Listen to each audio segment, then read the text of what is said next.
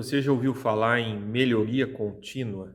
Se você já ouviu falar nessa expressão, é porque você tem alguma ligação com empresas, com instituições privadas, talvez até com grandes empresas, empresas de médio e grande porte, porque esse termo se tornou popular dentro dessas grandes instituições privadas. A ideia simples, mas poderosa de que uma empresa pode passar por um processo contínuo de melhoria que não tem fim, um crescimento que não tem fim. A ideia é muito simples, é que tanto nos aspectos internos da empresa, aspectos que têm a ver com a produção, com a maneira como os funcionários produzem certos produtos ou serviços, como o RH trabalha com os funcionários, todo esse aspecto que é dentro da casa, dentro do chão de fábrica, pode melhorar e que pequenas melhorias são melhorias que podem trazer mais lucro para a empresa. E também nos aspectos externos, com relação a como essa empresa lida com os concorrentes, como ela vende, como ela se relaciona com o público em geral, como ela se relaciona com os clientes no pós-venda. Então, todos esses processos podem ser melhorados e eles passam por um processo específico de avaliação, de reavaliação, para que essa melhoria aconteça o tempo todo.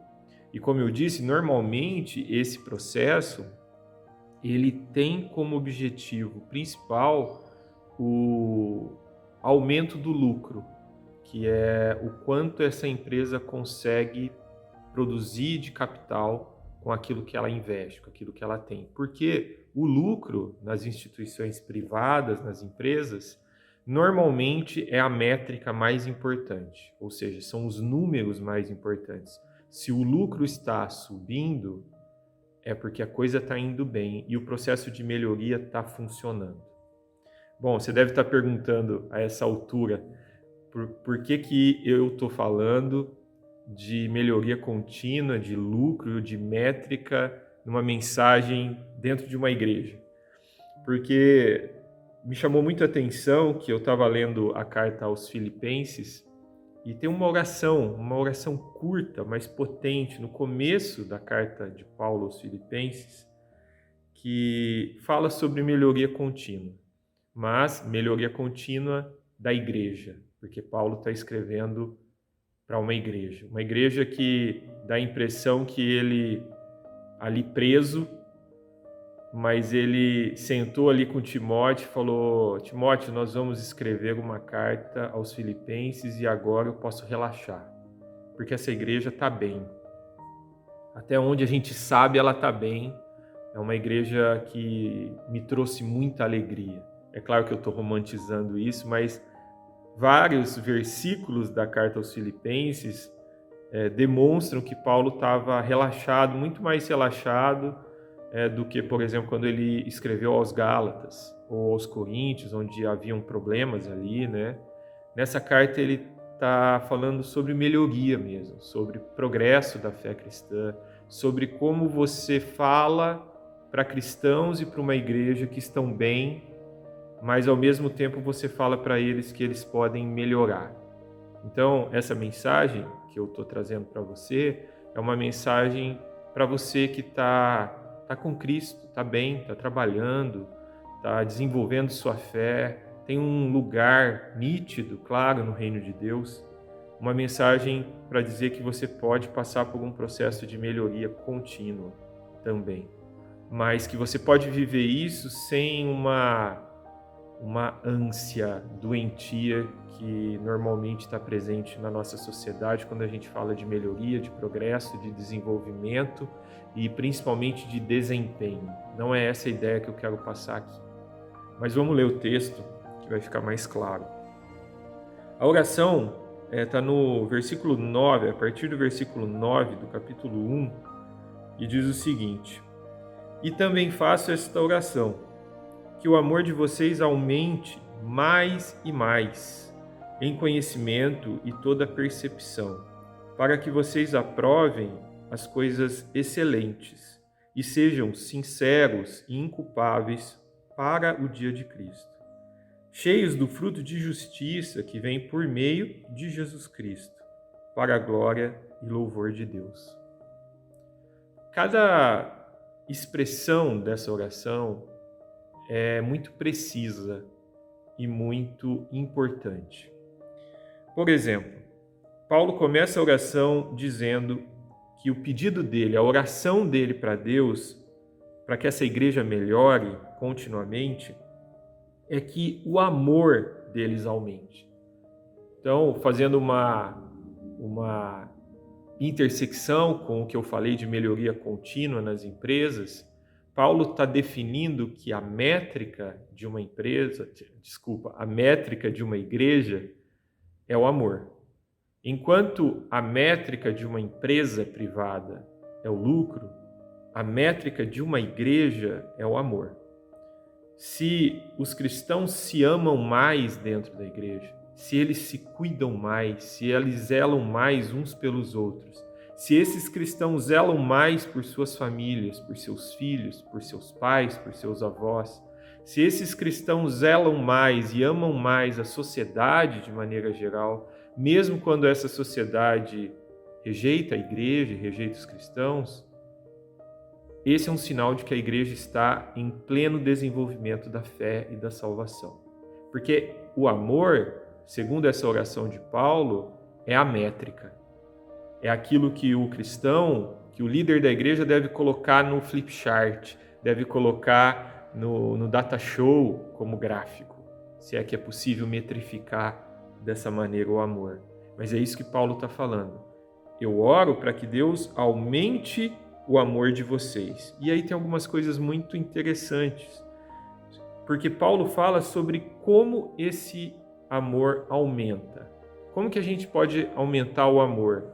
E aí vem aquela questão que muitos pastores já falaram, que o amor do ponto de vista da palavra de Deus, do ponto de vista bíblico, e principalmente esse amor que no original é o amor ágape, é um amor que não é sentimento, não é sensação, é um amor que é atitude, é um amor que é intencional, é amar com a vida, com os atos, não uma coisa de, eu gosto dele, eu adoro aquela coisa, ou eu não gosto daquela pessoa. Não, é um amor intencional, é um amor que se vive no dia a dia.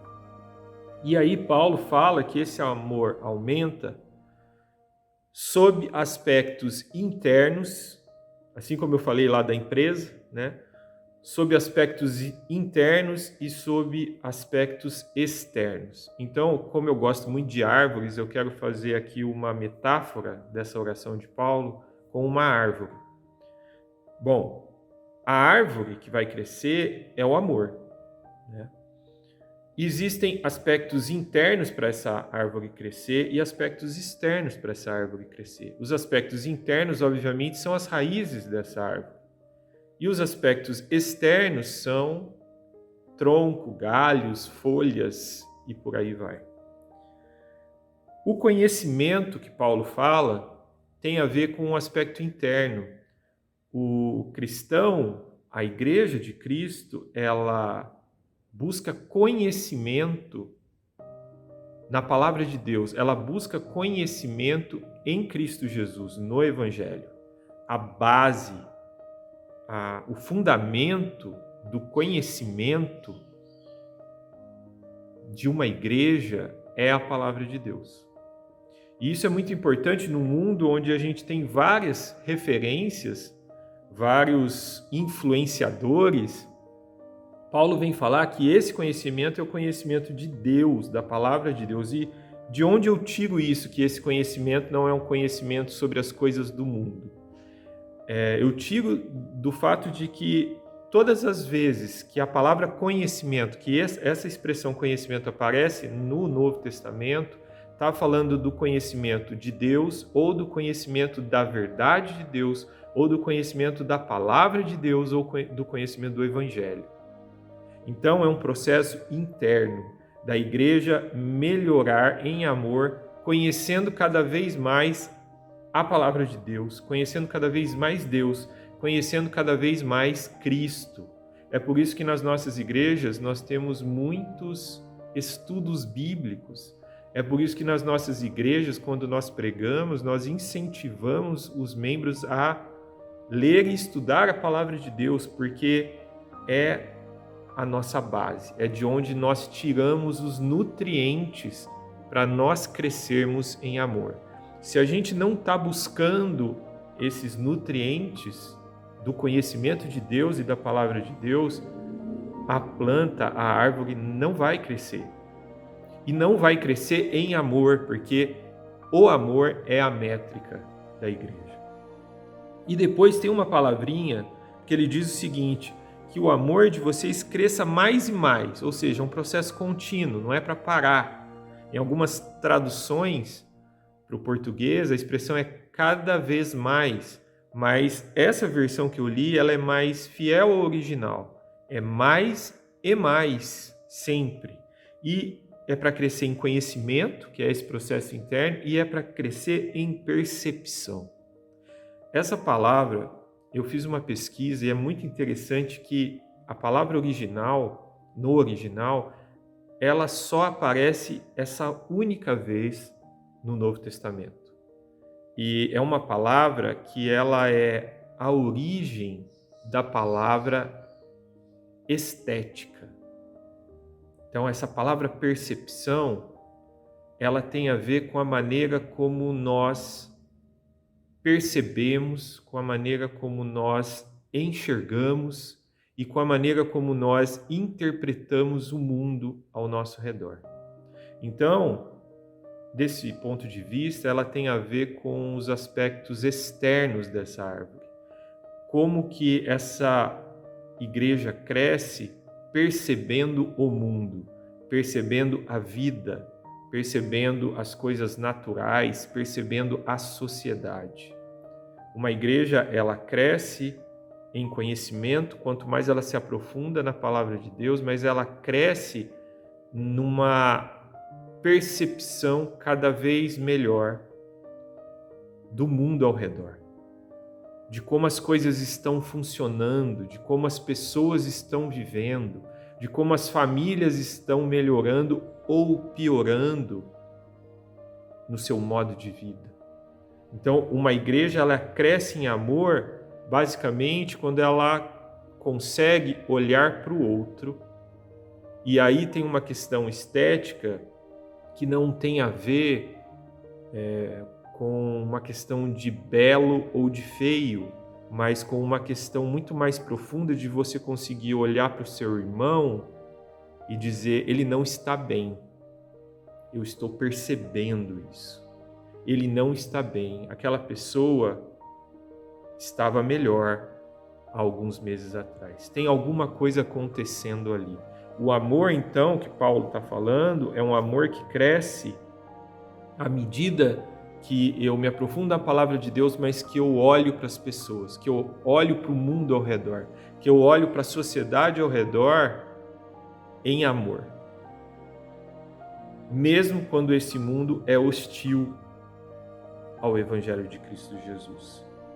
E esse crescimento em conhecimento e percepção, esse crescimento interno e externo, é para que nós, igreja, aprovemos as coisas excelentes. Ou seja, a igreja, ela precisa ter esse olhar para fora com a base, com os pés na palavra de Deus, para perceber coisas que estão erradas no mundo, na igreja, nas famílias, nos indivíduos, e coisas que são excelentes e que podem ser melhoradas nas famílias, nas pessoas, na igreja e na sociedade. É esse aspecto desse olhar que é importante para que a gente aprove as coisas excelentes.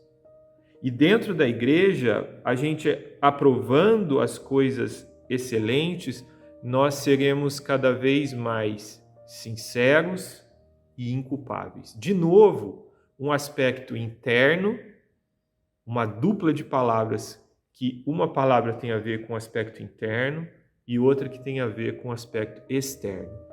que a gente seja sincero. Ou seja, a sinceridade, ela começa com esse olhar para dentro. Eu estou sendo sincero comigo, a minha fé tem sido sincera, o meu amor para com aquele ou aquele outro irmão é genuíno, é autêntico. É um aspecto de avaliação interna, né? Então, em algumas traduções, a palavra sincera é traduzida como puro, ou seja, é alguém que não tem elementos que não fazem parte do amor de Deus.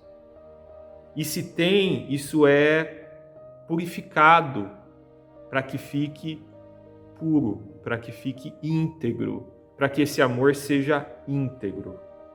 E irrepreensível, inculpável, tem a ver com o aspecto externo, com a maneira como as pessoas da igreja estão me olhando, com a maneira como a sociedade olha para a igreja. Será que a igreja de Cristo hoje, no Brasil, tem sido irrepreensível? Tem sido inculpável? Será que a igreja de Cristo não tem sido muitas vezes nesse Brasil nosso uma igreja que é pedra de tropeço para quem não é cristão? Motivo de mau testemunho? Ou seja, pode melhorar. A igreja de Cristo Jesus no Brasil, a igreja de Cristo Jesus no seu bairro, a minha igreja, a igreja local que eu frequento, ela pode melhorar nesse sentido externo, de ser cada vez mais irrepreensível, cada vez mais inculpável, para que não seja pedra de tropeço na caminhada das pessoas até Cristo. É nesse sentido que essa palavra se encontra. A pessoa está vindo na direção de Cristo e a igreja, em vez de ser local de acesso, ela é local de tropeço, de impedimento para que aquela pessoa conheça Cristo. Outro dia eu li uma pesquisa do Barna Group sobre os adolescentes na América Latina. E uma coisa que me chamou muita atenção é que uma das perguntas que eles fizeram a esses adolescentes foi uma amostragem de mais ou menos 1.000 adolescentes em cada país da América Latina, e mostra que esses adolescentes não têm problema com a ideia de Jesus Cristo. Eles sabem que Jesus Cristo é, no mínimo, gente boa. Mas a pergunta que eu fiz, que eles não fazem na pesquisa, porque é só estatística, será que nesse processo do adolescente olhar para Cristo e nessa caminhada dele até Cristo, será que não tem uma igreja impedindo, no lugar de ter uma igreja que dá acesso a esse adolescente, que não tem problema com Cristo diretamente? É algo para a gente pensar e refletir muito. Mas Paulo continua e todos esses aspectos do crescimento, da melhoria do amor em conhecimento, em percepção, para que a gente seja sincero e irrepreensível, Paulo aponta para o dia de Cristo. Então, quer dizer, esse processo é um processo de melhoria contínua sem fim. Ou, melhor dizendo, de um ponto de vista escatológico, que é o que Paulo está dando aqui, é um processo de melhoria até o dia do juízo de Cristo Jesus, do último dia. Então, a igreja não pode dizer agora nós estamos bem. Essa métrica do amor, ela não deve parar de crescer. Ela não deve parar de melhorar. Uma igreja, nesse sentido, não deve estagnar. Ela pode até estagnar em outras métricas. Por exemplo, a gente não precisa, por mais que muitos líderes, muitos pastores sejam obcecados pela ideia de crescimento de igreja em número de membros, a gente não precisa dessa ansiedade. A métrica da igreja não deve ser número de membros. A métrica da igreja não deve ser a quantidade de pessoas envolvidas no trabalho dentro da igreja. A métrica que Paulo está colocando aqui, ela é muito mais alta e ela é muito mais profunda ao mesmo tempo. A métrica da igreja, de uma igreja que está melhorando, é uma igreja que ama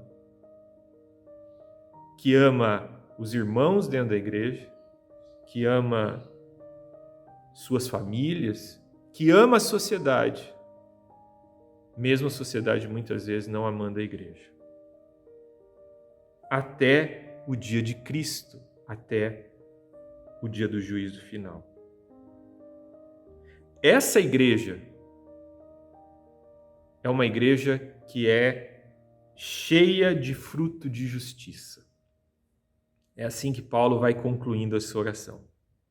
Ela é cheia de fruto de justiça que vem por meio de Jesus Cristo. Ou seja, a seiva não é nossa, a seiva é do próprio Cristo, que faz com que essa árvore que cresceu para baixo em conhecimento, que cresceu para baixo em sinceridade e que cresceu para cima, percebendo o mundo e sendo irrepreensível para o mundo, essa igreja frutifica naturalmente.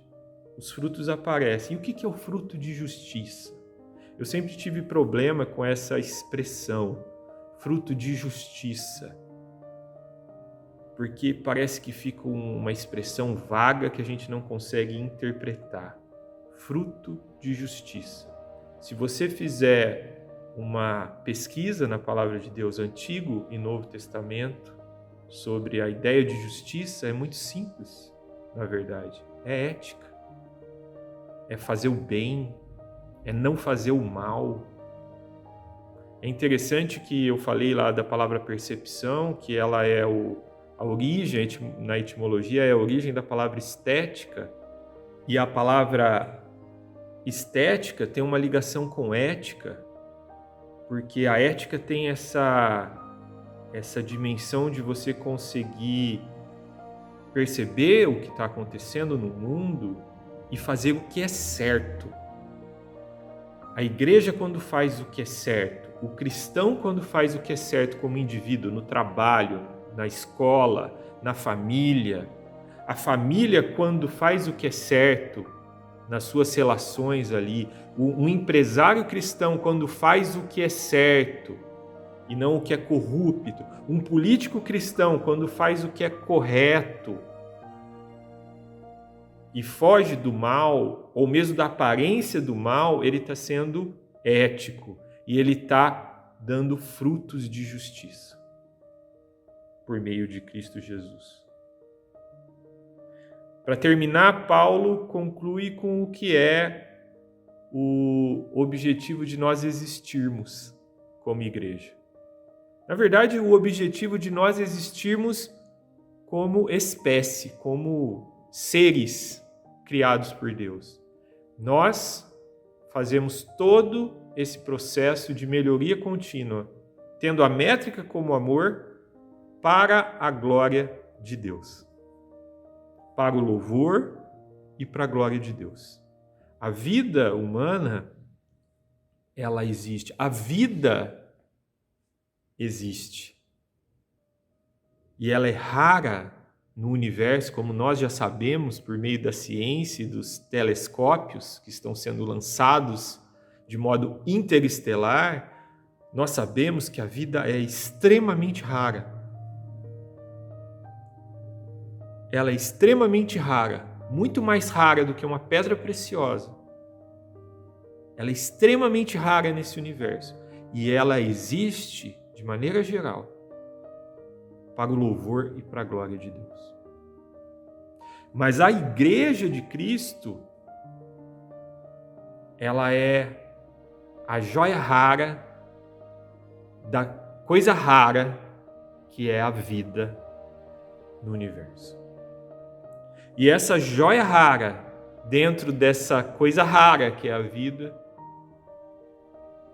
é o que precisa melhorar mais e mais, tendo como métrica a única métrica, o amor.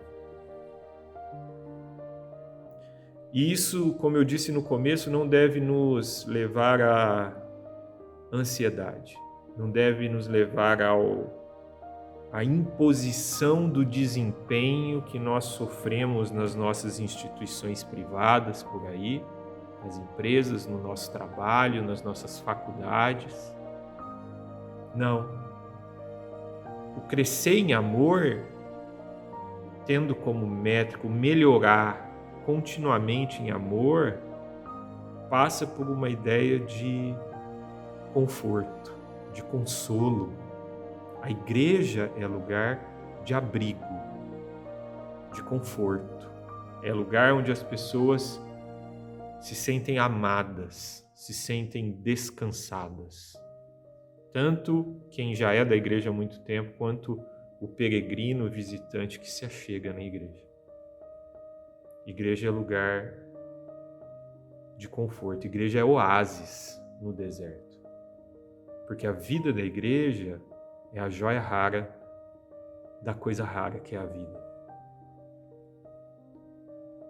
Eu desejo com essa palavra que onde você estiver com a sua igreja, que você comunique à sua igreja essa verdade, de que o objetivo da igreja é melhorar mais e mais, tendo como métrica o amor de Deus, por meio de Jesus Cristo, para a glória e louvor de Deus. Transformai-vos.